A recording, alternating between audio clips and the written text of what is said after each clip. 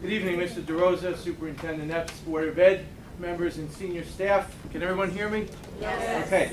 I developed this voice in 1995 when I walked into the halls of Lincoln High School. I had Mr. DeRosa there as a mentor. Mrs. Agnes Ballin was on the PTA. She told me stick it out. 15 years later, I'm still at Lincoln. I'm a dean, now known as a crisis teacher. I'm a resident of Jersey City. I'm here to tell you a few things that I've seen since 1995 when I walked through the doors of Lincoln High School. The school was in a shambles. It was a broken down mess. It was a typical inner city urban school, very low test scores, no copy machines, history textbooks that we had held together by duct tape. To give you some examples, within the last 15 years, and I hear everyone talking about benchmarks and the AYP, this No Child Left Behind law and the regulations are so stringent, and in order to move and make progress and with the pupils to come out of the persistently dangerous school or come off of the list to improve test scores is very tough. I have seen many programs implemented in the secondary level I can speak from the HSPA Institute, the after-school programs that we have. The foreign language department has expanded. We have a new physics and chemistry program with smart boards, and that may not sound like much, but for inner city old 90-year-old building, that's a lot. We've seen a lot of programs in the evening with students and the teachers after school. We have the FAST program on Saturday that I know, Ms. Perry, you're aware of that. I see many parents here. We have the small learning communities in the high schools that have made a big difference now with the children. Slowly, and the public doesn't see this, slowly the grades are coming up, the test scores are coming up. But if you come into Lincoln High School on a daily basis, and there's a woman here who said something very wise to me, and it's true. When you bring the street into a high school, the high school becomes the street. We're a public school.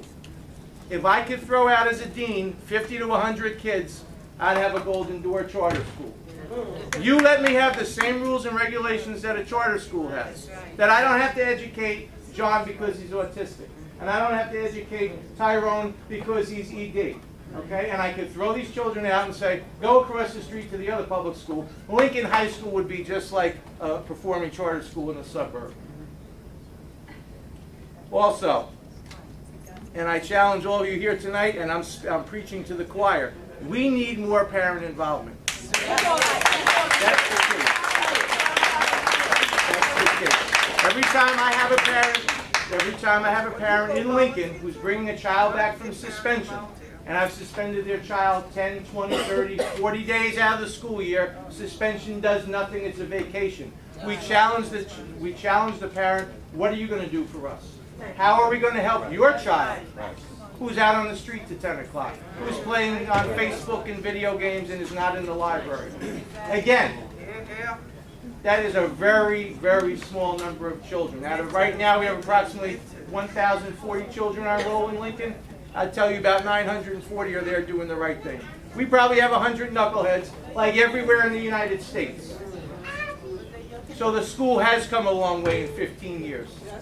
And I'll wrap up with this. As a former history teacher in Mr. DeRosa's department, current board members, new board members, before you make a decision, as Mr. Cicchini said and as former Mayor McCann said, it disturbs me greatly that if you're going to go ahead and do a search, that a woman's name may already be in the pot. Someone who demoralized parents, someone who demoralized students, someone who demoralized teachers, and single-handedly, along with the superintendent, was responsible for the strike in 1998. I was at a parent council meeting in the Lincoln High School auditorium that was shut down by that woman. Okay?